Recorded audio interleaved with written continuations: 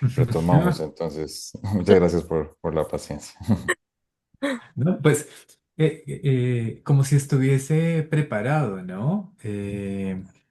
Lo decía porque justamente cuando ocurrió la desconexión, él indicaba precisamente que esas distinciones entre trans y poshumanismos pues se asocia el primero justamente como un tipo de publicidad, ¿no? Contemporánea, finalmente a vender, ¿no? O cosas, objetos, conexiones, etcétera.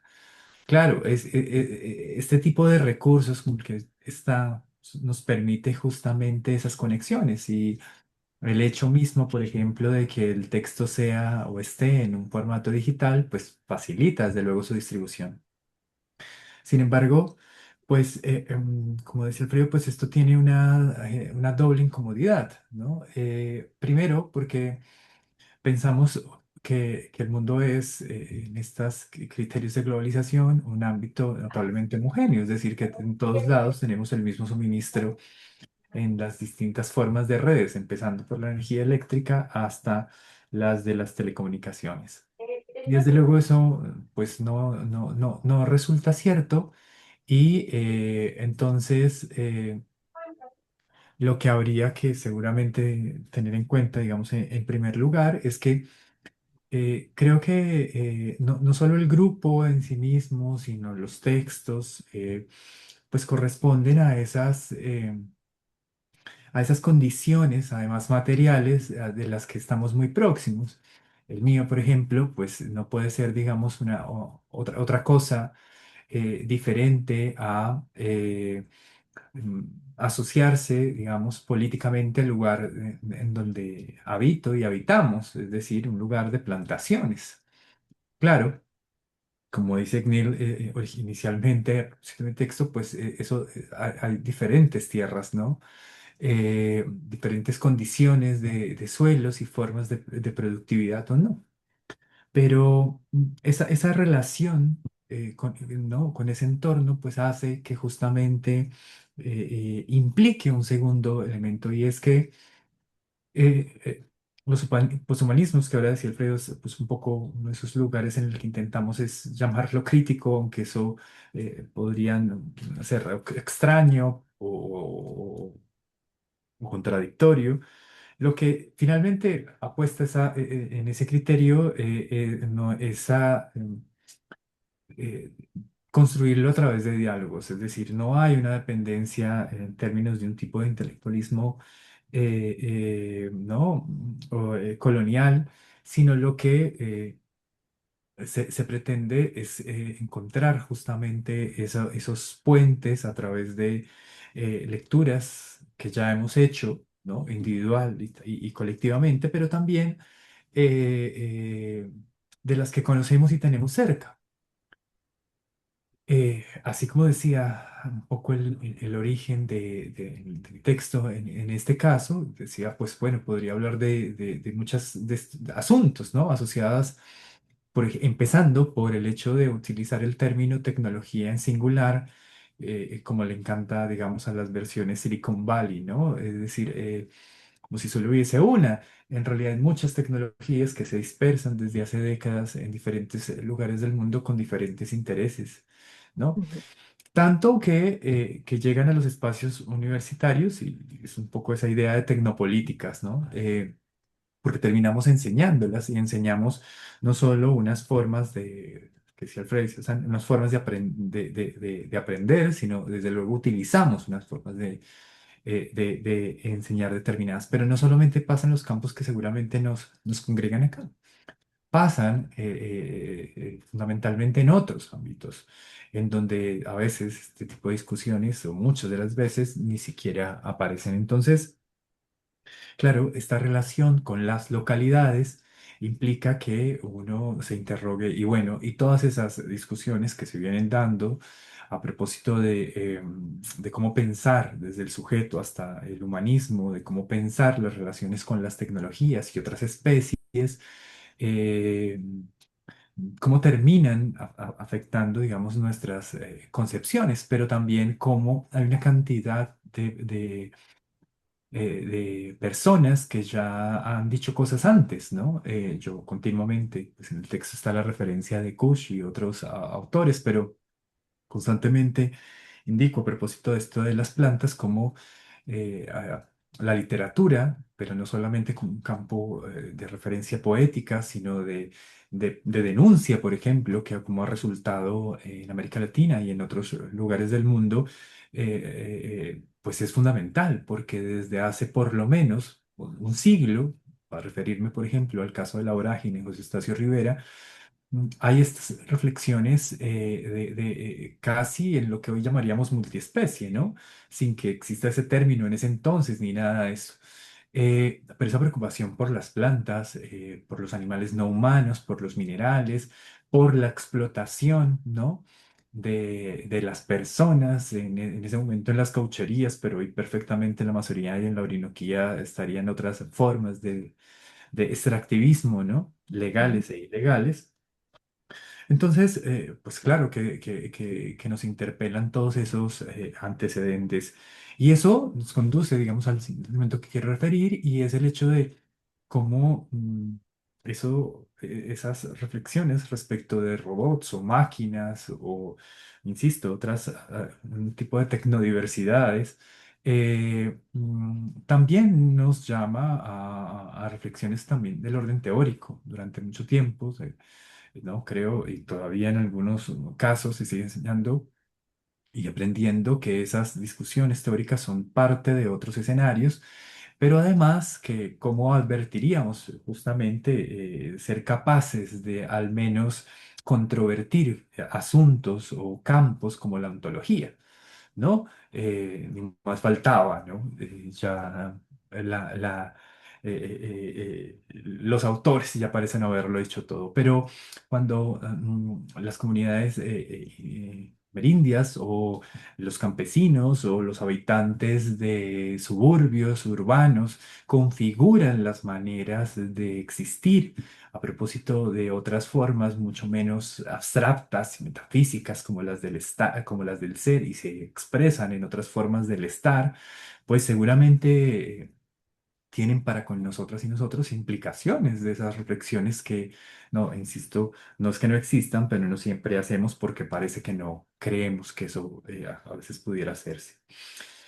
Y esto conduce finalmente al último de los elementos que quiero por lo menos por ahora advertir, y es que eh, como decía hace unos años Slavoj Žižek, seguramente habría que pensar más en un tipo de una sociedad de los regalos, ¿no? ¿Por qué lo digo? Porque pues uno de los corpus centrales de esa tecnociencia, la mejor manera estadounidense, es convertirlo todo en un artificio de consumo y de propiedad privada, incluyendo el conocimiento. Entonces, cuando, pues, creo, nos interroga y nos preocupa esto, pues es que esa sociedad de los regalos podamos regalar este libro, ¿no? Y compartirlo de muchas maneras, pero seguramente también lo hacemos utilizando otro tipo de recursos, o conversando con una cantidad de personas en diferentes lugares a propósito de estos temas que a veces, insisto, pueden parecer raros, pero que muchas personas, tras escucharlos y encontrar justamente esos diálogos, como nosotros lo intentamos, eh, eh, pues terminamos coincidiendo en muchas reflexiones. Finalmente, todas esas preocupaciones de los poshumanismos, ¿no? Son preocupaciones que aunque podrían, digamos, tener similitudes, creo que finalmente pueden configurarse en algo parecido a un campo, ¿no? Es decir, un lugar notablemente heterogéneo en el que se pueden advertir diferentes perspectivas, y que desde luego no excluye, porque sería completamente contradictorio, a quienes efectivamente dudan o dudamos de muchas de las maneras que a su vez, ¿no? La etiqueta o el término poshumanismo termina a veces asociado al de transhumanismo, como he empezado diciendo, pero bueno, pues a los que nos escuchan y nos leen, pues fantástica esta posibilidad de de sentarse como uno se sienta seguramente en un lugar tranquilo, ¿no? En el campo o en la vereda, ¿no? O en el boliche o en el bar, etcétera, a que los intercambios evidentemente se sucedan y a que seamos capaces de decir, ah, seguramente hemos estado con, sobre, desde o junto a una cantidad de asuntos que a veces simplemente desechamos o despreciamos porque nos enseñaron alguna vez, de alguna manera, que no hacían parte de los corpus que necesitan o que podrían ser reflexionados. Mm.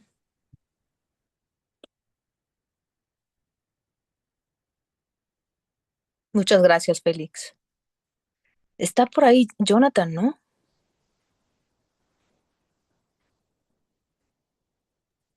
No, creo que no. No está. Ok. Bueno, pues ¿por qué no les damos la palabra? No sé si el público quiera decir algo. Estaría bien también a ver qué preguntas se suscitan a partir de las presentaciones y de los comentarios de los autores.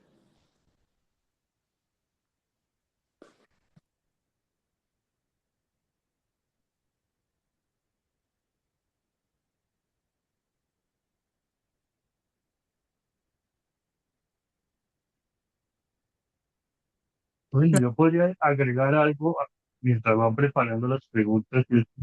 Que otra de lo que nos hemos dado el lujo de permitirnos es la posibilidad de escribir de otras formas. Primero, yo creo que primero hay un tiempo a pensar. Yo recuerdo que yo tuve un profesor que seguramente lo conocen muchos de acá, se llama Daniel Herrera, que fue uno de los fundadores de la filosofía latinoamericana y importante, pero él siempre decía una cosa que era, hay que arriesgarse a pensar, nosotros como latinoamericanos tenemos que pensar, o sea, y me parece que eso es eso es una virtud. Que está, este diálogo es esto, es arriesgarnos a pensar y pienso que eso va acompañado de una libertad de expresión a través de la escritura, una escritura no lineal, una escritura tal vez relacional, tal vez rizomática, pero también acompañada de diferentes formas de arte que expresan o de artistas que han expresado cosas de pronto mucho más contundentes a través de su arte, ¿no? Entonces quería que para nosotros es importante recogerla. Ahora precisamente ahora estamos experimentando como comentadores de arte a ver cómo nos va. ¿Sí? Pero creo que esos ejercicios todos hacen que la mente vaya eh, adquiriendo la construcción de nuevos conceptos. Eh, es que para mí también, al final también es importante quitarse la etiqueta de latinoamericano. O sea, yo creo que ya llegará un punto en que nos quitamos la etiqueta de latinoamericano que también pesa, ¿no? Y soltamos eso y comenzamos ya a aportar en un nivel global, ¿no? O sea, que haya un diálogo más bien filosófico en el sentido universal de la palabra, aunque sea situado, ¿no? Nosotros digamos que estaríamos haciendo un posthumanismo situado, pero aspiramos a que sea un, pueda decir la palabra, que de pronto se molestaría a Jonathan, pero digamos un posthumanismo católico.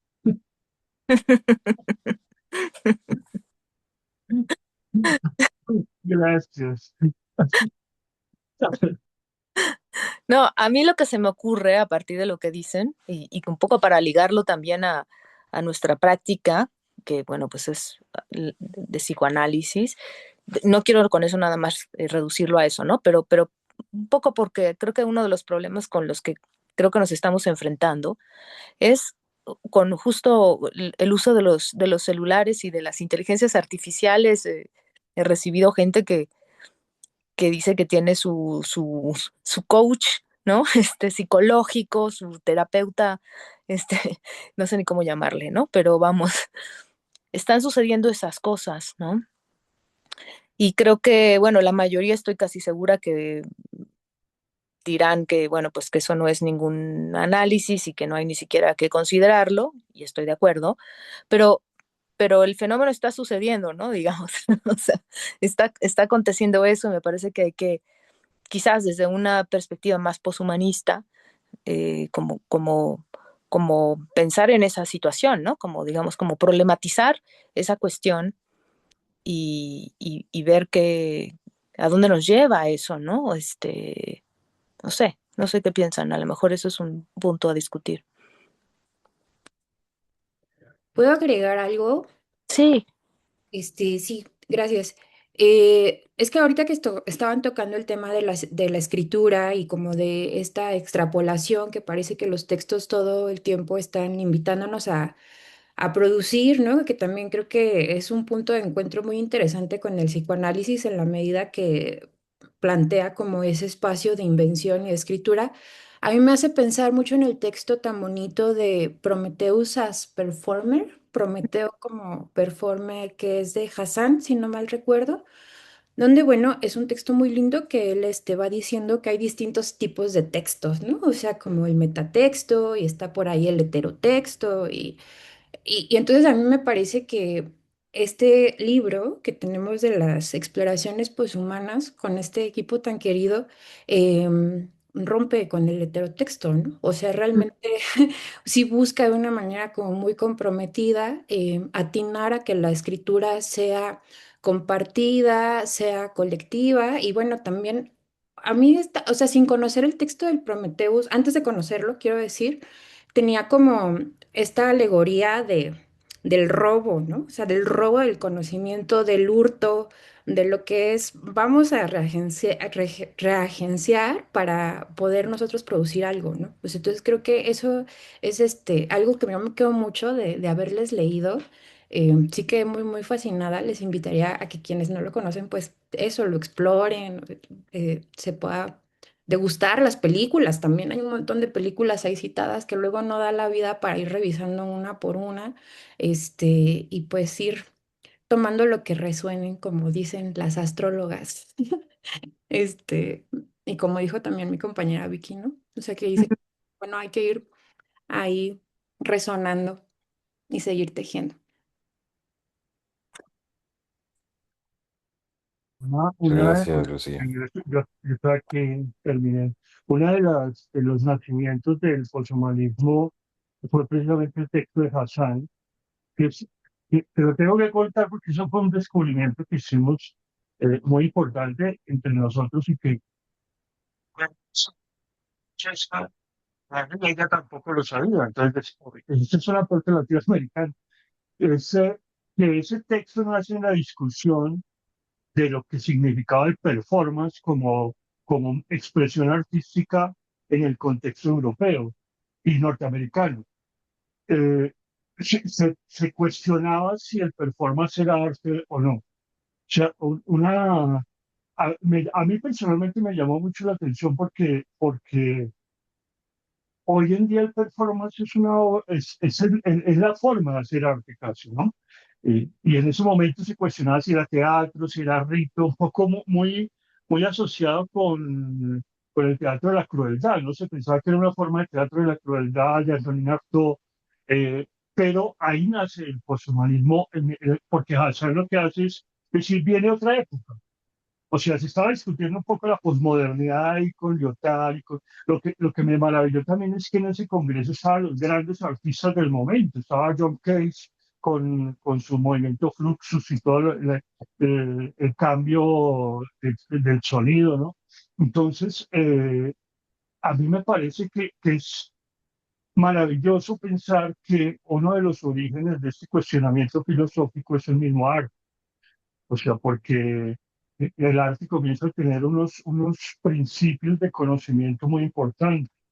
Ya no se ve como, sale de esa cuestión del mercado o de la decoración o del arte élite cultural donde reflexionamos sobre las obras de Duchamp, a entrar a participar dentro del cuestionamiento filosófico. Y me parece que en ese sentido la palabra poshumanismo toma mucha relevancia. Y creo que Hassan juega con la escritura en ese momento, no hace una conferencia performática. sobre todo que rescató un movimiento literario de la Inglaterra de la Edad Media, que a mí me pareció también eso, de verdad, Hassel era un tipo que estaba en el cuento en ese momento y era un tipo muy importante en ese momento de reflexión. Entonces, ahí me parece que ya estamos diciendo otra cosa, porque lo pensaba un poco con el arte latinoamericano. Los artistas latinoamericanos yo creo que están de vanguardia, están haciendo más que la filosofía, que la ciencia en este momento, con el bioarte, o sea, con una cantidad de planteamientos en robótica y todo eso. A mí me parece que hay que buscar en esa fuente para poder enriquecer toda esta reflexión que estamos haciendo. Además, Alfredo, ese texto es del 70 y tantos, ¿verdad? ¿De qué año es? Bien, No te oímos. ¿70 y qué? 77. 77. 77, si no estoy mal, pero sí es de los 70, que también es impresionante porque estamos hablando de posguerra, casi, o en mitad de la Guerra Fría, para decirlo de alguna forma, y han pasado, o sea, había una búsqueda muy importante de romper con algo, o sea, porque ya había un cansancio del humanismo desde los 70, yo pienso, ¿no? Que ahorita que nombraba un poco con el texto de Sebastián, el aceleracionismo yo creo que Fischer y todo, a mí me asusta un poco Fischer porque Fischer es cuando hablo de Fischer es del aceleracionismo, que es una corriente que ellos manejaron un poco, yo creo que en frente al fracaso de la caída de Rusia. Mm, Eh, mm, y pienso que lo que me llama la atención es que ellos acudieron a la cibernética como fuente de trabajo, porque ahí también el nacimiento del posthumanismo va con la cibernética, ¿no? Eh, ujú, casi que nace ahí, ¿no? ujú. Eh, pero me parece que el posthumanismo resuelve un poco esa melancolía de Fischer. O sea, como que el posthumanismo, porque Fischer a mí personalmente me parece, no sé si aquí alguien diga que no, pero él en su aceleracionismo llega a su propio, si ya no podemos más, o sea, ya, esto ya claro, pues, él está en un contexto inglés, ¿no? Margaret Thatcher y tal. Eh, y lo decía un poco, lo digo un poco también en el sentido apocalíptico, porque me parece que yo ahora pienso un poco trabajar ahora que Victoria estaba mencionando la ciencia ficción norteamericana, siempre me pregunté por la ciencia ficción rusa. Mm, ¿Qué pasaba en ese momento en Rusia? Eh, Porque creo que los norteamericanos tenían mucha conciencia de lo que estaban haciendo. O sea, la tesis era que ellos saben y querían dar un modelo de comportamiento. Siempre el cine norteamericano tiene esa suspicacia, ¿no? Para decirlo suavemente. Y entonces me puse a mirar el cine ruso y hay un ucraniano que se llama Lupochansky, que tiene una tetralogía del Apocalipsis. mm, Pero la visión es absolutamente diferente. Es el apocalipsis ruso, es el apocalipsis. Se acabó el sistema ruso, ¿no? O sea, podríamos hablar al estilo de Fischer del realismo socialista, ¿no? Del realismo. Bueno, eso sonó muy más bien como marxista, pero lo digo en el sentido del realismo capitalista, ¿no? ujú. Hasta aquí llegamos. Pero es muy interesante también ver cómo el apocalipsis es un género literario, ¿no? Que se usa con un sentido muy propio. Yo creo que los norteamericanos lo usaron diciendo, se acabó la Guerra Fría, ahora vamos a dominar nosotros. No lo dicen en un sentido transhumanista.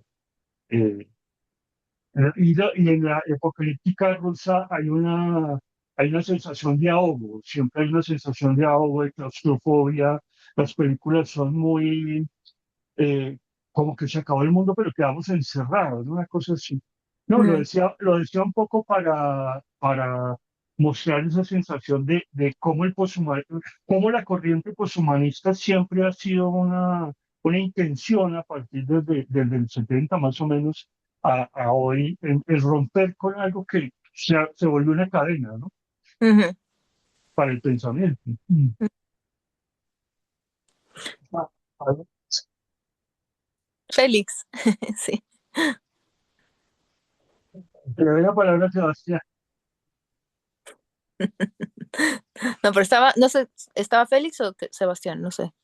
Sí, no, dos cosas. Una a propósito de lo que decías hace un momento, ¿no?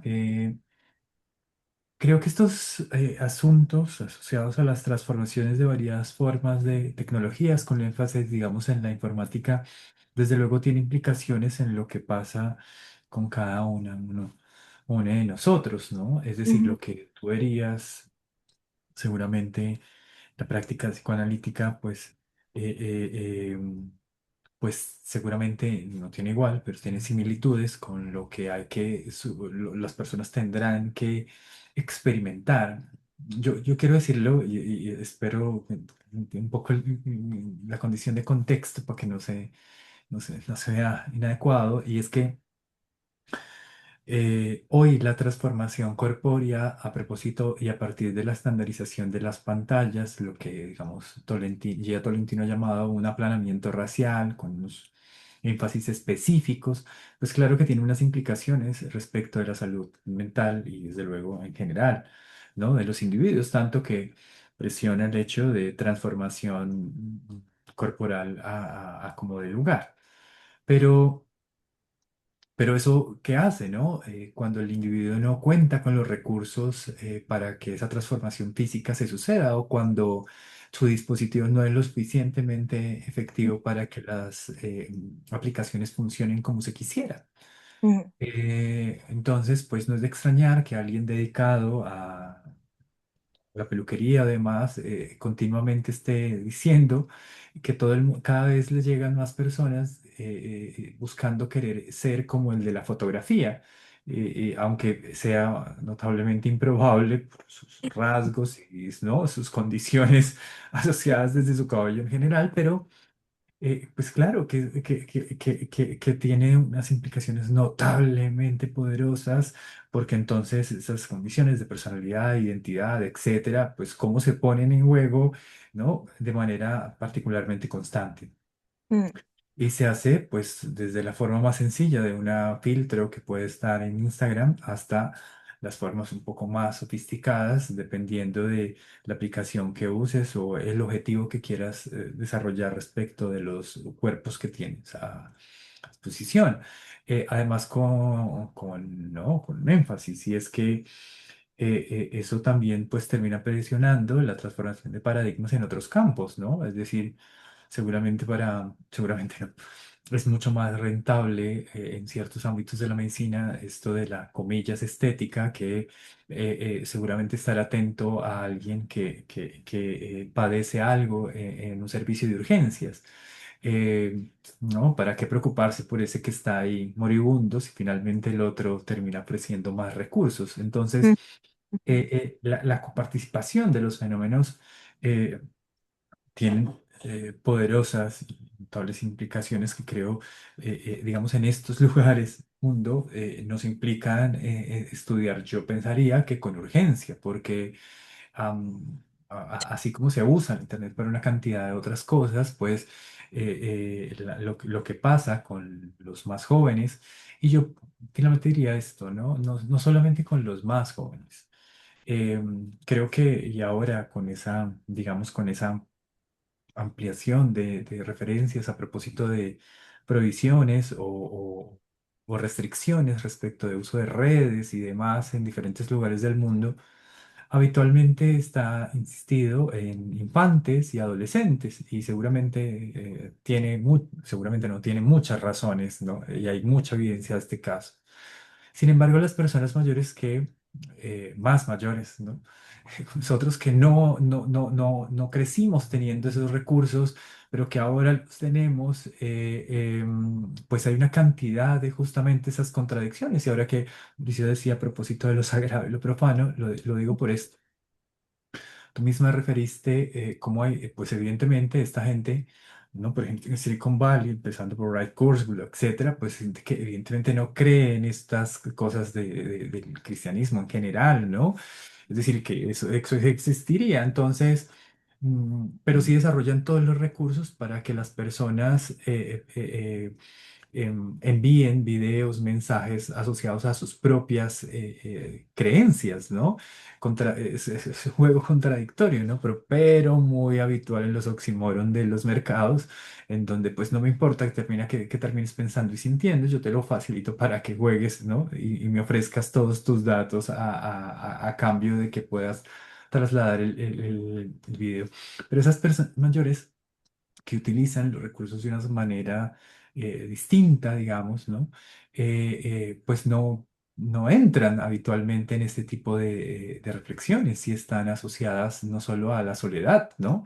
Sino como si en otros autores, pues al al optimismo cruel, ¿no? Como dice Lauren, es decir, ahora todas esas décadas de programa neoliberal, ahora tienen sus resultados, esas personas que comienzan o llegan a esas edades de pensión, lo que no construyeron necesariamente sus proyectos, sus vidas mismas, etcétera.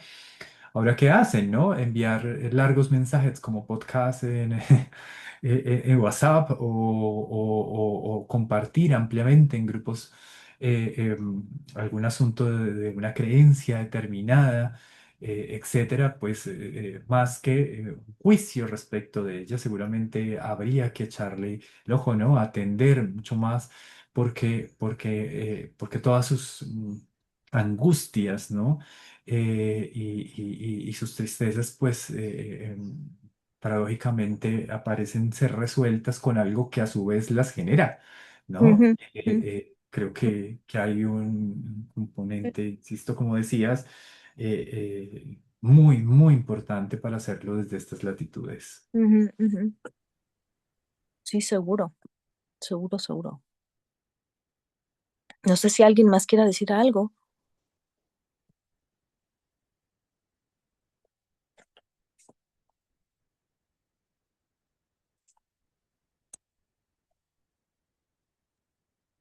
Tal vez yo sumarme también con otro punto que pues se ha también traído desde diferentes perspectivas y voces, que es tal cual la cuestión de la innovación. Y en esto pues también me parece que el libro tiene esa gran virtud.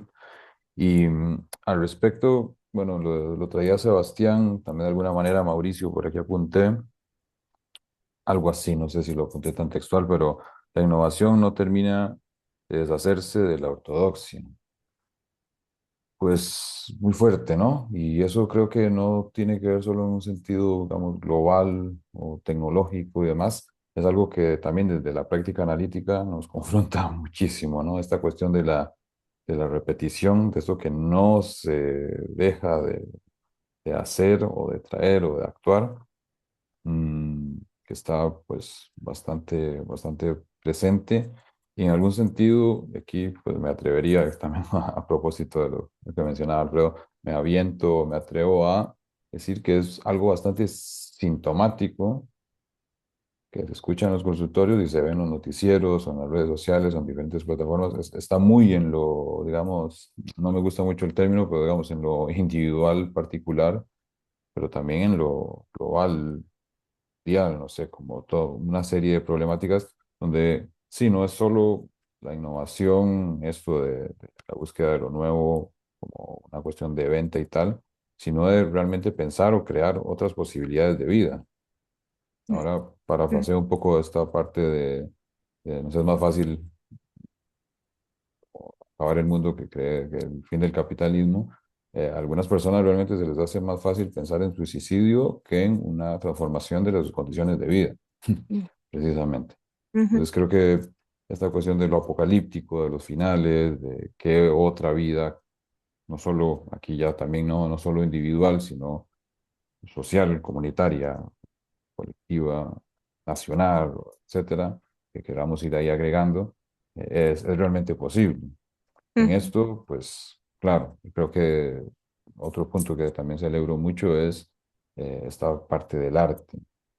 Creo que también, como mencionaba Victoria, eh, pues es que no es solo echar mano de figuras, por ejemplo, de ciencia ficción, sino yo creo que es echar manos, es como echar la mano, pero para que nos levante un poco y nos salve, nos ayude a salir de ciertas estructuras, paradigmas muy eh, callosos ya de pensamiento, no realmente como, sí, más que una inspiración o algo así, sino para romper y a ver qué hacemos con los pedacitos que queda de lo que ya creíamos. En esto, pues claro, hay figuras o personajes o situaciones súper potentes. En el libro, por ejemplo, me Mm, quedó mucho encontrar cuestiones, aunque no lo he visto casi nada, la verdad, pero por ejemplo Futurama o Love, Death and Robots o diferentes tipos de alusiones, sí, al cine o al audiovisual, a series, a cuestiones que circulan y transitan desde también la cotidianidad y en eso, de nuevo, sentí una cierta cercanía con cosas que uno también puede escuchar en un consultorio de ujú, cuáles son los referentes de la gente, mm, realmente. claro. Entonces, pues bueno, eso también quería también destacar algunos de estos puntos un poco al vuelo. Sí. Sí, yo creo que además eso es un ejercicio bien interesante. Perdón, Alfredo, ibas a decir algo, pero nada más para agregar algo a la idea de Roberto, que me parece buenísima. Este, pues eso, ¿no? Como la ciencia ficción tiene también, puede ser altamente, digamos, liberadora, o por lo menos eh, trazar un posible camino diferente, porque incluso creo que lo que logra hacer cierto tipo de ciencia ficción es contrastar, digamos, hacer ver algo del presente a través de la proyección del futuro, ¿no? Entonces, en ese sentido, o sea, en realidad es muy actual. No es que están hablando de un futuro, digamos, nada más así como un ejercicio de imaginación o qué sé yo. No, es que es una manera de mostrar algo del presente. Y creo que hay cierta ciencia ficción que lo logra muy bien. Y hay otra que no, en cambio, ¿no? Hay otra que en realidad lo que hace nada más es continuar con lo mismo, pero con toda una serie de cosas de innovación tecnológica y demás, ¿no? Y creo que ahí rescato un poco esto que tú haces en tu texto, Alfredo, que es lo de poner el término de apocalíptico de una manera mucho más compleja, como complejizarlo, ¿no? Como por un lado decir, bueno, el apocalipsis tiene que ver con, en su origen, con una forma de proyectar un tipo de esperanza, ¿no?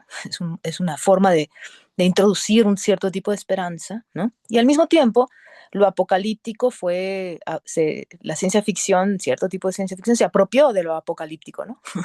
Y entonces ya se habla del apocalipsis en el sentido, ¿no? Más de ciencia ficción, quizás más clásica, ¿no? No sé, ahí por ahí me parece que hay todo un asunto. Pero sí,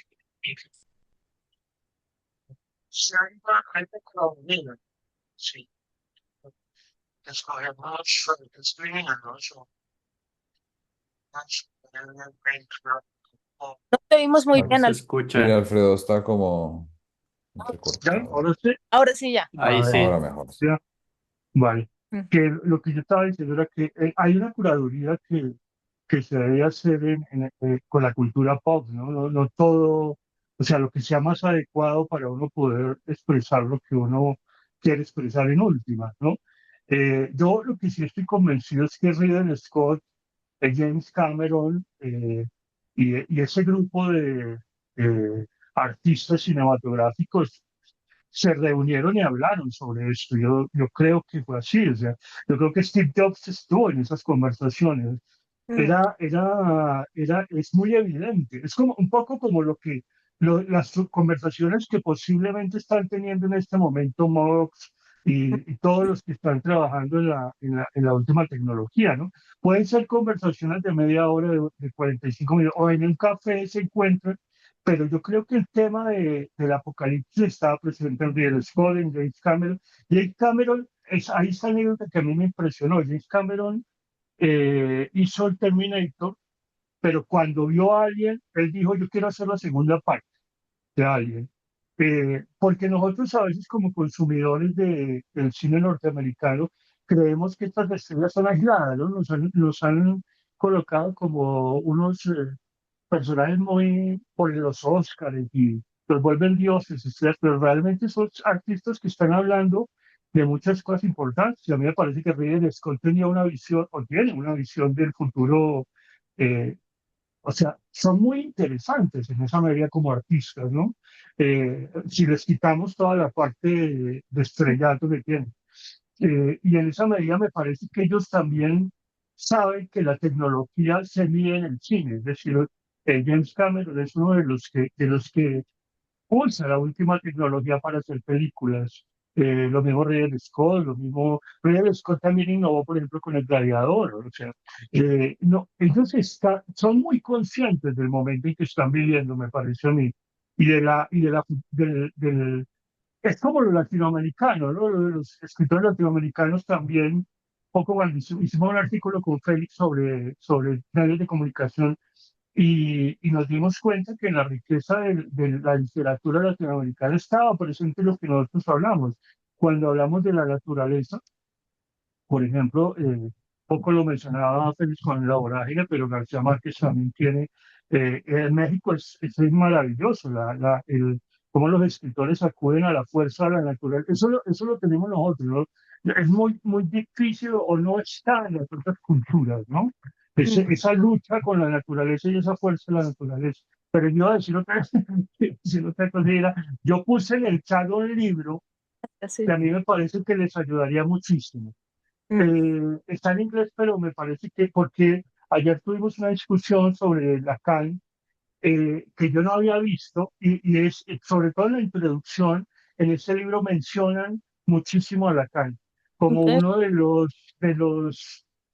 los que comenzó a trabajar de forma poshumana con el yo, Mm, a desquebrajar ese sentido ellos lo explican, ¿no? Un poco mm, cómo los aportes de Lacan se volvieron muy importantes y cómo desde ahí, pues el libro trabaja también una aproximación a las nuevas ontologías, ¿no? Pero me llamó y dije, voy a ponerlo mañana en la reunión porque me parece que es un libro que les ayudaría muchísimo, o por lo menos a mí me ayudó mucho, ¿no? En la comprensión de lo que era de lo que es Lacan, como, y en su faceta, ahorita que lo estaba hablando, Félix, lo están hablando, Roberto, también lo de la salud, o sea, en esa perspectiva de sanar, ¿no? mm. Como el poshumanismo también se vuelve una alternativa de sanar las mentes. Y creo que aquí en la introducción y lo que nombran, hay varios autores que trabajan precisamente Lacan, ¿no? Mm. Gracias, Alfredo. Gracias. No, con mucho gusto. Sí. Y esto que decías, Félix, me parece también súper importante, los efectos de todo esto que llamamos inteligencias artificiales, que como decías, son en realidad plurales, ¿no? No es la inteligencia artificial, es una cantidad de inteligencias artificiales que están hechas desde distintos objetivos, ¿no? Condiciones materiales, en fin, ¿no? Yo creo que eso es lo que hay que ampliar, ¿no? Porque si no estamos atrapados en una lógica supermonista, por decirlo así, ¿no? En el sentido de que tiende a homogeneizar y a decir de manera muy parca una cuestión que es más problemática de lo que parece, ¿no? Y más compleja. Bueno, pero se nos está acabando el tiempo y es que saben que yo tengo ya muy poca pila y como se fue la luz, por acá no hay luz, ¿no? Entonces, estoy así con lo que puedo, este, grabando y todo. Entonces creo que estaría bueno que lo dejáramos por acá hoy. No sé si alguien más quiere decir algo, obviamente. Si hay algún comentario.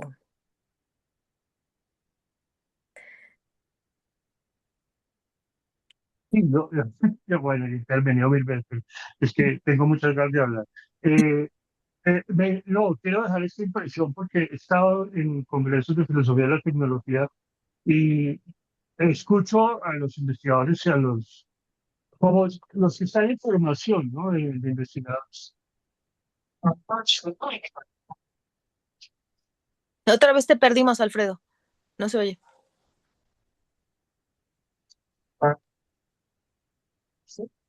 No, se oye cortado. Ahora, Ahora sí. ahora sí, vale. Que decía yo que escuchaba a los que estaban en formación como investigadores de filosofía de la tecnología y había una visión muy negativa de la tecnología, ¿no? De una sensación como de que inventaron la tecnología para dominarlos. ¿M?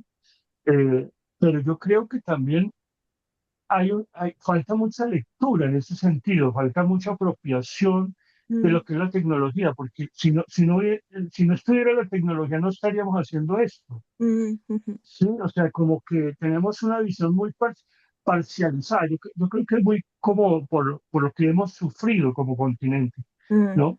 Y porque no nos atrevemos a crear tecnología. Yo creo que no se muestra lo que creamos como tecnología, ¿no?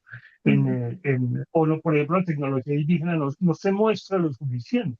mm, Entonces, me parece que ahí es un punto porque estaba pensando ahorita por lo de que se fue la luz, ¿no? mm. O sea, se va la luz y se acabó el mundo, o sea, no hay nada que hacer, o sea, ¿qué hacemos? Sí. O hacemos la presentación y siempre falla el computador, siempre falla el video, es un horror, ¿sí? Como que los que hablamos de tecnología traemos ese fantasma encima. Ya. Bueno, pero vamos a tener que dejarlo por acá porque sí ya es la hora y bueno, muchísimas gracias a todos, a los presentadores y por supuesto a Alfredo, Félix. Si no están, bueno, Sebastián se tuvo que ir ya. Y bueno, a todos los que nos acompañan el día de hoy y nos estamos viendo. Muchas gracias. Muchas Seguimos. Muchísimas gracias por la gracias. invitación. Gusto Gracias. escucharlos. Gracias. Un Bye. abrazo. Hasta Gracias. luego, buen día. Chao. Gracias, muy Chao. amable, gracias, hasta luego, chao.